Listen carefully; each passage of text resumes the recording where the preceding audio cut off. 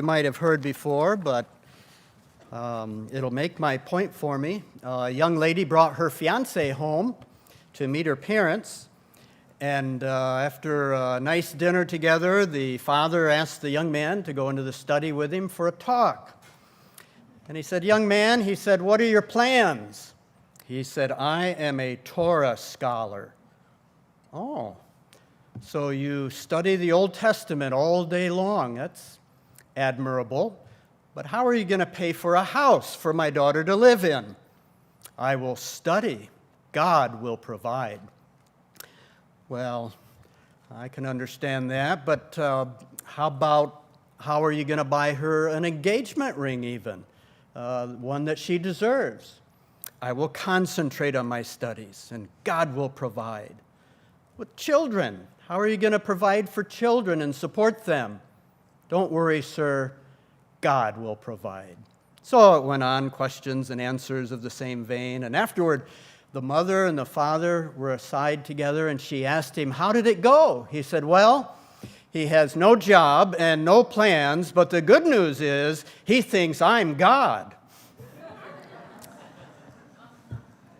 And I want to ask you about your God. Who do you look to for support? Who or what do you look to provide for your needs? Who is it that you depend on, or what is it that you depend on to make life work for you? Maybe life gets stressful. When it gets stressful, what do you turn to? Do you turn for relief to God? Do you turn to something else? When temptation comes and seems to overpower you, what gives you the most help? Little self-help tips or God Himself? When things happen out of your control, what do you resort to? Self-harm, self-injury, desperate talks with friends? So, what is your God? What do you think will get you what you want in life?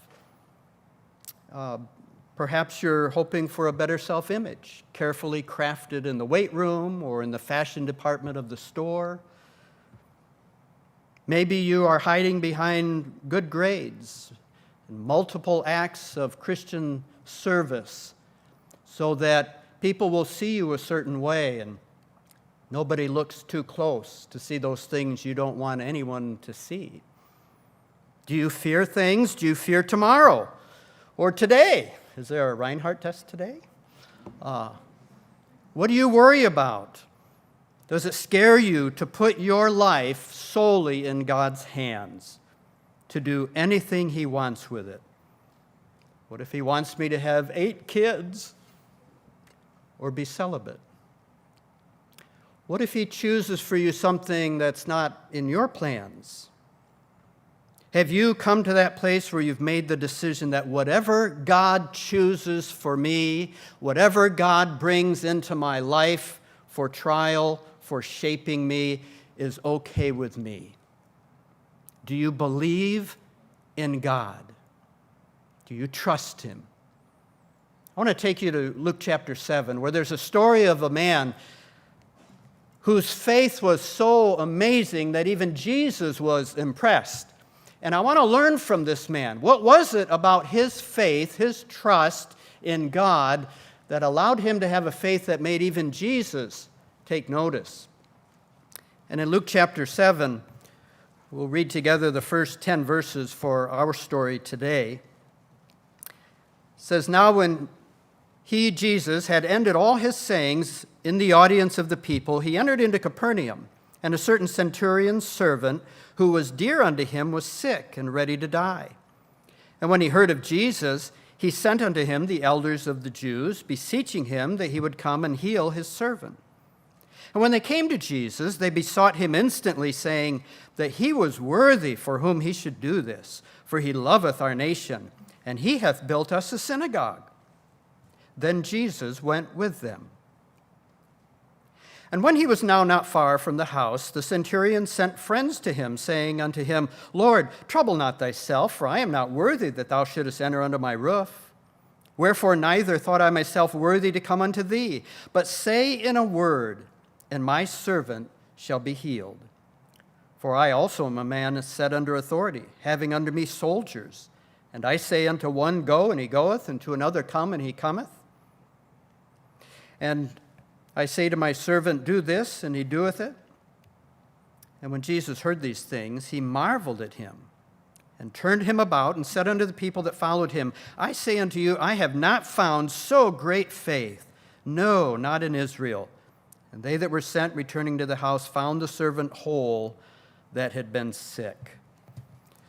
So in this account of this centurion, it's here in chapter 7, which is the beginning of 3 chapters where we see Jesus' compassion, but especially we see who Jesus is. Jesus had just finished his sayings, and chapter 6 is somewhat Luke's account of the Sermon on the Mount. So he's been in the area of Capernaum anyway, and now he's headed that way. And as he comes near the city, this centurion who has a need, he has a servant who's very important to him in some way, who is sick. Literally it says he's having it badly. I don't know about you, but are you having it badly? Friday's not so bad, Monday's pretty bad, kind of a thing. Well, this servant was having it badly. In fact, he was about to die. That's about as bad as it gets.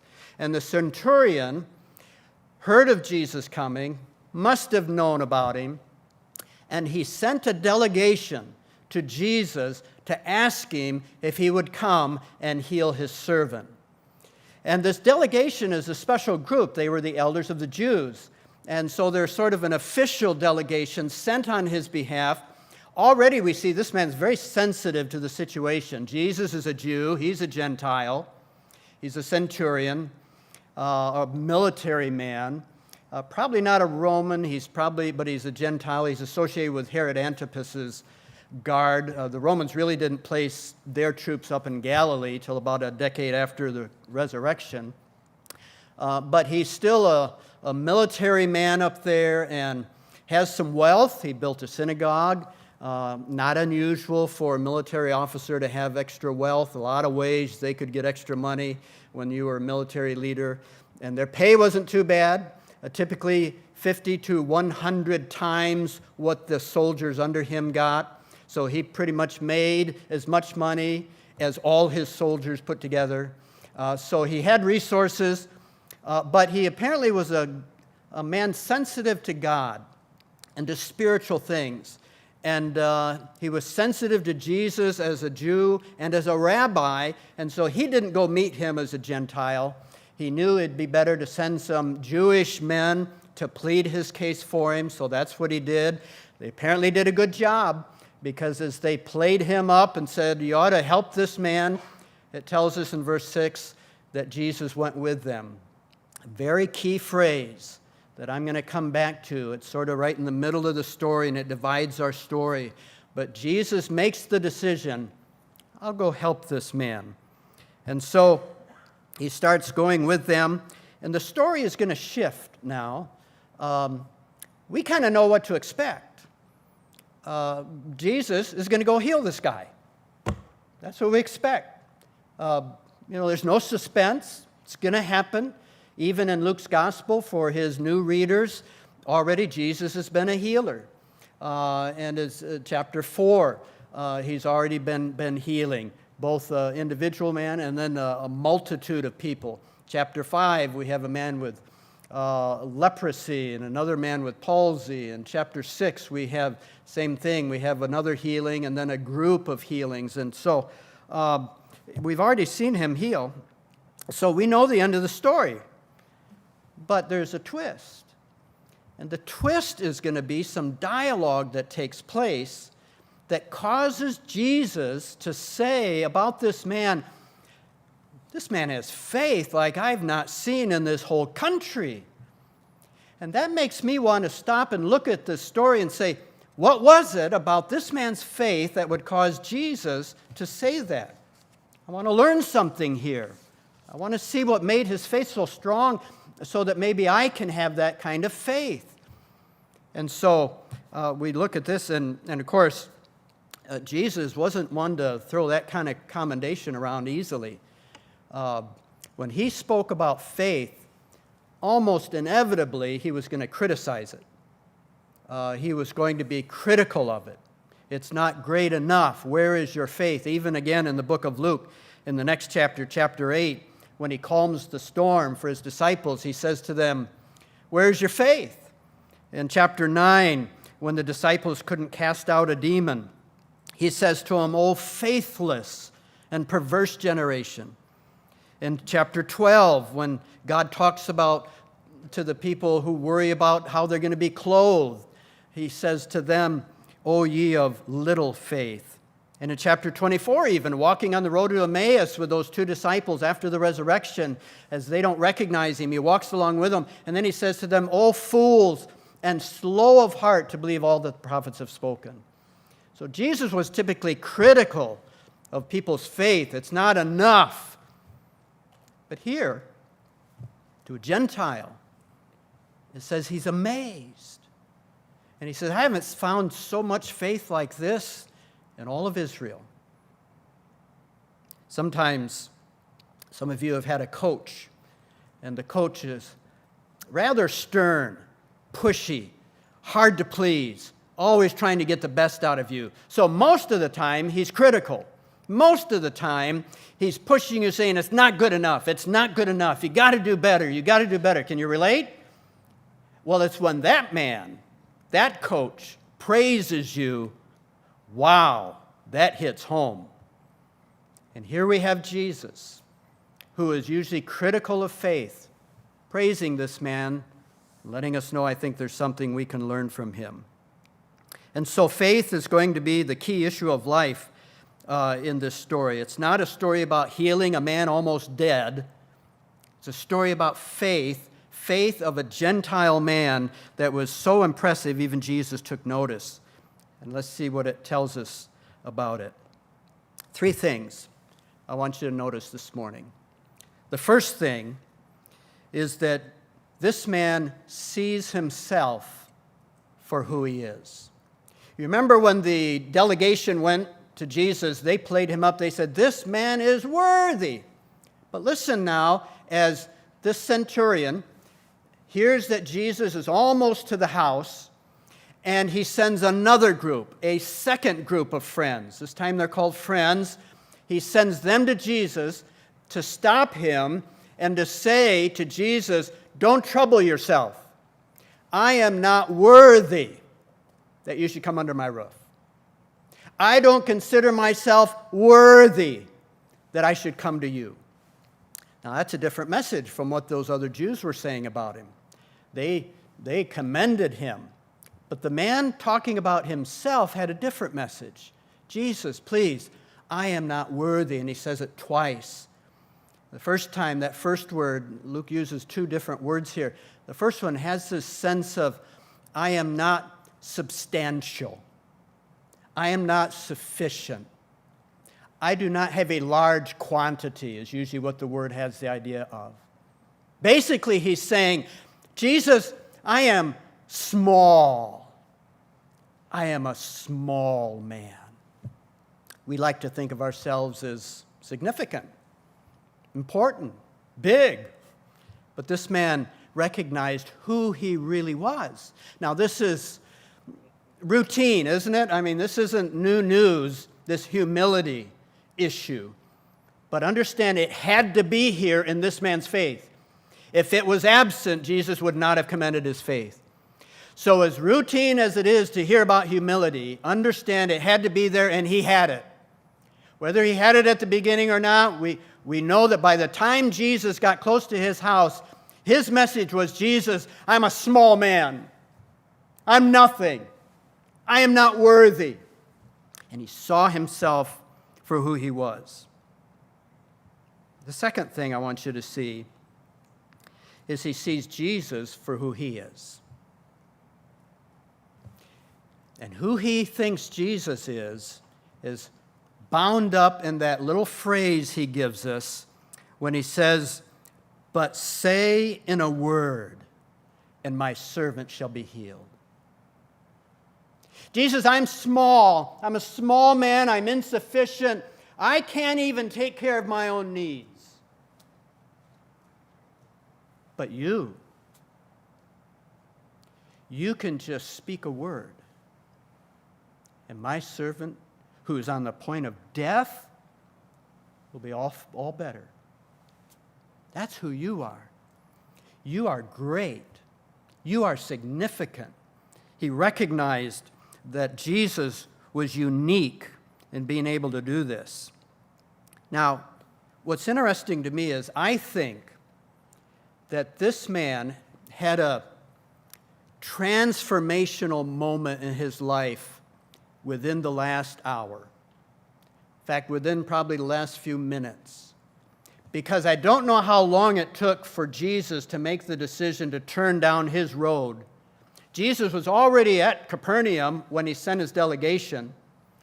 And between the time Jesus decided to go to his house and when he got close to the house, I think something changed in the heart of this man. The reason I think that, there are a couple of things. One, this message that Jesus, I'm not worthy, and you don't even have to come all the way to my house. You can say the word right there from a distance, and he can be healed. He could have sent that message with the first group of friends, with that Jewish delegation of elders, and he didn't. He didn't tell them to say that to Jesus. He didn't say, hey, don't play me up. Don't say I'm worthy. I'm not worthy. Tell Jesus I'm not worthy. They didn't say that. In fact, they said the opposite. So I know he didn't tell them to say that. Neither did he tell them to say, and Jesus, you don't even have to move. You don't have to come to the house. You can right here just say the word. He'll be healed. You can go on your way. They didn't say that either. They said to Jesus, come to the house. And so Jesus turned and headed that way. So this man has changed his mind between when he sent the first group and then he sent the second group of friends. And he now is understanding things he must not have understood before, maybe both about himself, but especially about who Jesus is. Something dawned on him. I believe God just opened his heart, opened his mind, as God's able to do, helped him understand this Jesus is truly unique. He's the Son of God. The second reason I think this is because of the description of the moment when he sent that second group. He didn't send these officials. He sent friends. I think they were the ones standing around in the house with him, waiting for Jesus, watching their dying friend. And they're all there together, and all of a sudden this man knows, I got to get another message to Jesus. And he grabs a friend, hey, will you guys go for me? And he sends them, and it's a different word for send. The first word for send, when he sent the official delegation, it's exactly that, to send officials. We get our word apostle from it, the noun form. But here in the verb, it's the idea of somebody that's sent officially, which is what an apostle is. But this word here with the friends, when he sends the second group, it's a different word. It's just kind of a normal word for send. He said, guys, will you go? And he just sends them out real quick. No planning, just spur of the moment. Because he had to get this message to Jesus, that Jesus, I understand now who you are. And I understand who I am. And don't come under my roof. And so I think there's this marvelous moment that God gave him insight. And I think Jesus knew God was giving him this insight. Just like when Jesus walked underneath Zacchaeus. Zacchaeus, come on down. We're going to your house because salvation's coming to your house today. And I think Jesus knew, I'm going to go down this road. I'm going to follow these people because something wonderful is going to happen on the other end of this trip. And this man's heart was changing in a marvelous way.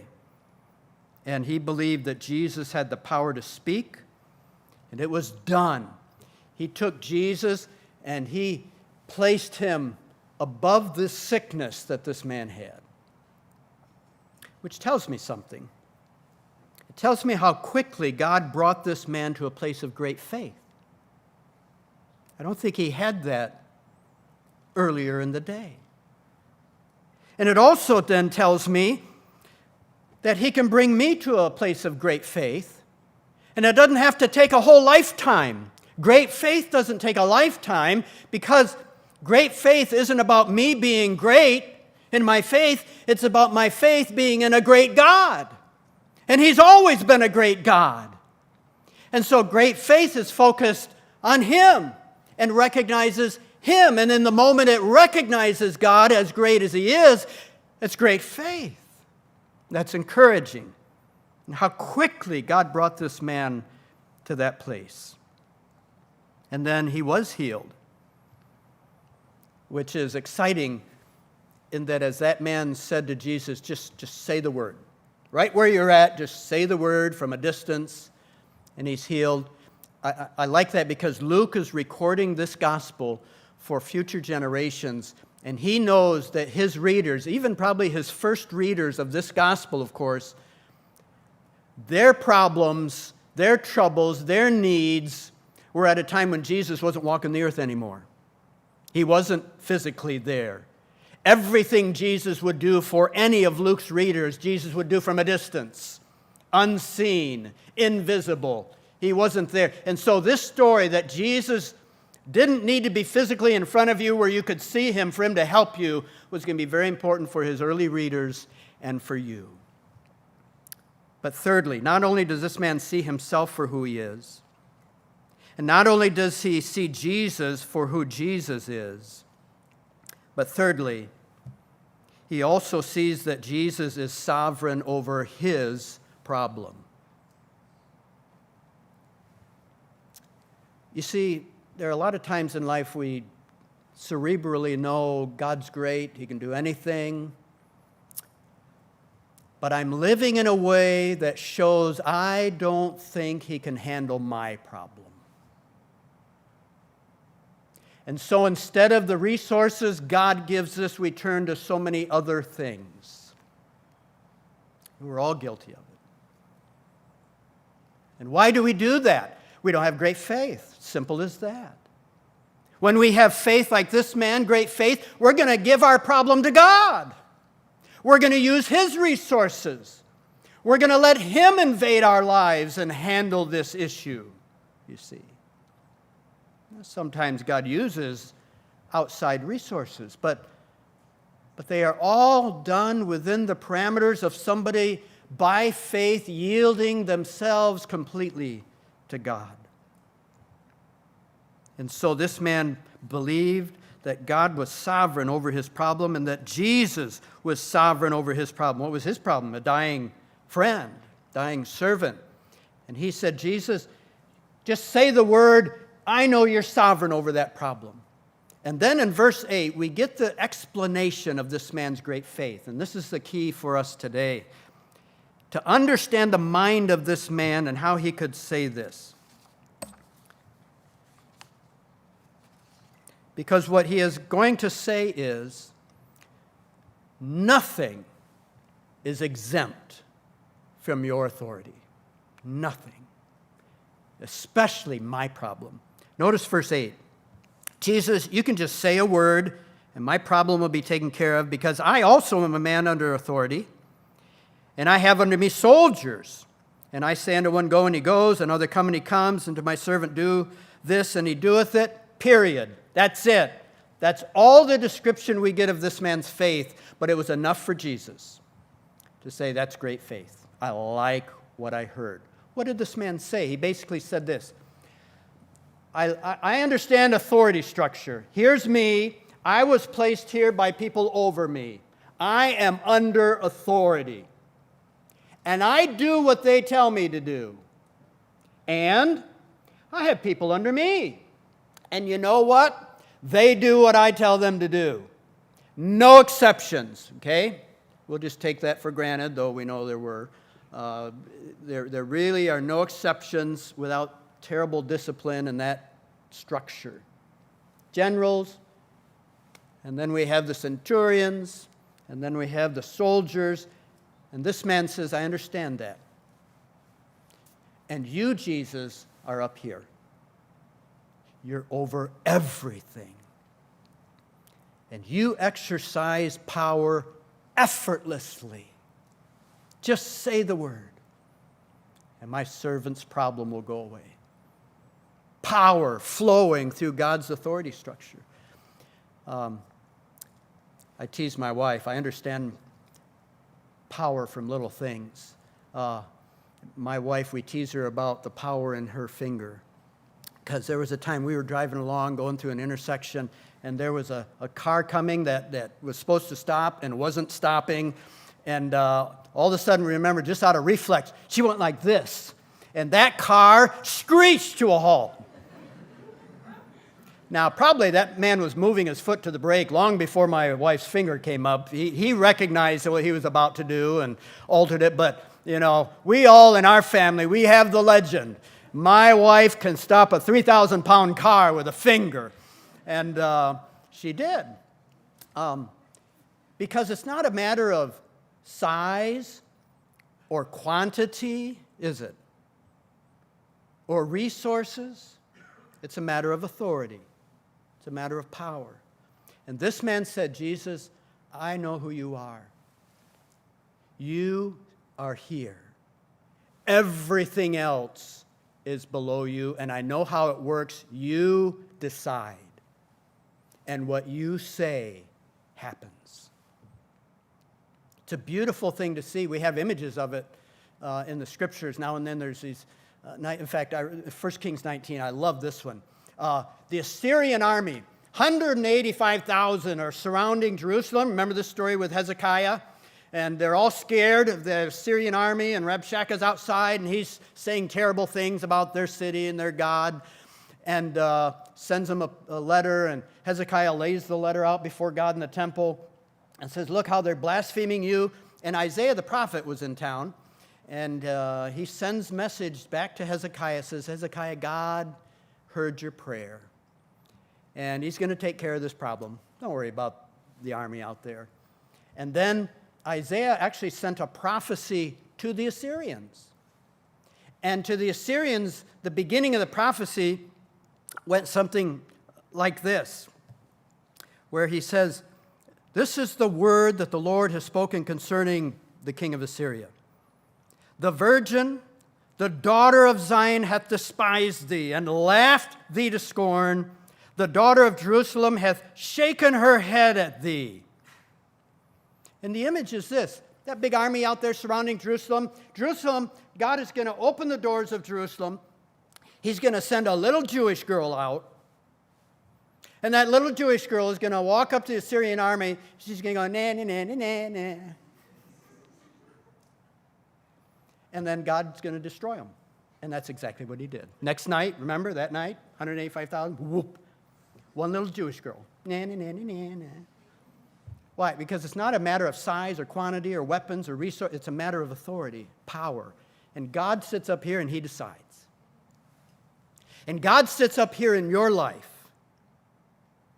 And he's looking for you to believe he can handle your needs, your problems, your stresses, your concerns, your fears. And he doesn't want you to look to idols, to other things, to those other resources that neglect him. Now, there are resources that support what he's trying to do in your life, but there's some that are instead of him, aren't there? And he says, do you believe? And this man, somewhere along the way, while Jesus was walking to his house, he had probably gone to many of other doctors, and he just realized, he's all I need. And he'll take care of my problem. And that's what God's looking for from you, to say, he's all I need. And he can handle my problem. And I believe that. And I'm going to live a life that shows I believe God is sovereign over me. And I give him my life so he can exercise that sovereignty. Because the things in your life that are concerning to you are effortless for him to care for. Be still, my soul. The wind and waves still know his voice, who ruled them when he dwelt below. He just speaks, and it's cared for. And what's beautiful about this authority structure is this is how God has worked in your life and in your problems all along. This is how he saved you. He just spoke forgiveness to you, just like he did walking the earth. He would speak to a man let down through the roof, and he says to him, your sins are forgiven. He just speaks his sins away. Wow! Everybody said, you can't do that. He said, watch. And he said, well, by the way, also get up and walk home. sinful woman comes in and washes his feet in front of the Pharisee, and Jesus turns to her, your sins are forgiven. He just speaks them away. He did that for you one day. Your sins are forgiven. Isn't that great? They were nothing for God to forgive. Effortlessly. Well, until you look at the cross. It's effortless for him to speak them away. But oh, what a price he paid to be able to say that. And so, align yourself with God's authority, and then be free. Free from sin. Reckon yourself dead indeed unto sin. Be holy. You are now a saint, a holy one. Be a victor, for whatsoever is born of God overcomes the world. All of that is spoken into your life by God's authority. It is available. It's for you to believe that and live like it. I'll end with the story of a little poem, story of a prince fighting a battle down here, and one of his soldiers is a coward up on the hill, and he's excusing his cowardice because his sword isn't quite as good as the king's. The story says, this I beheld, or dreamed in a dream, there spread a cloud of dust along a plain, and underneath the cloud, or in it, raged a furious battle, and men yelled, and swords shocked upon swords and shields. A prince's banner wavered, then staggered backward, hemmed by foes. A coward hung along the battle's edge and thought, had I a sword of keener steel, that blue blade that the king's son bears. But this blunt thing, he snapped and flung it from his hand, and lowering crept away and left the field. And then came the king's son, wounded, sore bestead, and weaponless.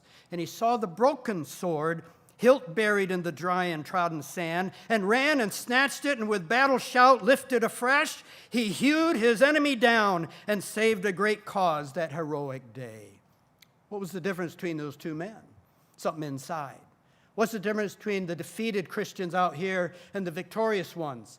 Something inside, some mindset, some faith that's lacking or is there. Great faith, and you are a victor. Little faith, and you are defeated. Would you like great faith? It doesn't take long. Look to the great God and give him control of your life. Would you bow your head with me? If you this morning are the coward running away, blaming lack of resources, you could instead be the king's son, a prince, a princess, who has been given everything needed for victory over that thing in your life. Would you look to God if he has dealt with your heart this morning? Heavenly Father, I pray that you would quickly bring us to a place of great faith, because we understand you are sovereign, you are great. In Jesus' name we pray. Amen.